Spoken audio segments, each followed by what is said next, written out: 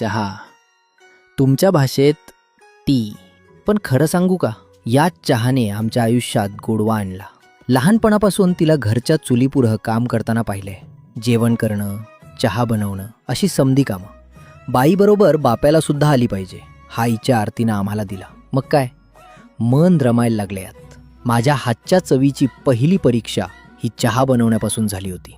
संसार सुखाचा होण्यासाठी नवऱ्याला बायकोची खंबीर साथ असावी लागते, तसा फक्कड चहा बनण्यासाठी चांगल्या दुधाची साथ असावी लागते. एक एक जिन्नस अगदी प्रेमाने घातला ना, मग त्या चहाला आपोआप चव येते. तिनं सांगितल्याप्रमाणे अभ्यास केला आणि या परीक्षेत पास झालो. तुमच्यासाठी असलं तो इंटरनॅशनल भाषेत टी, पण माझ्यासाठी होती ती म्हणून आहे मी.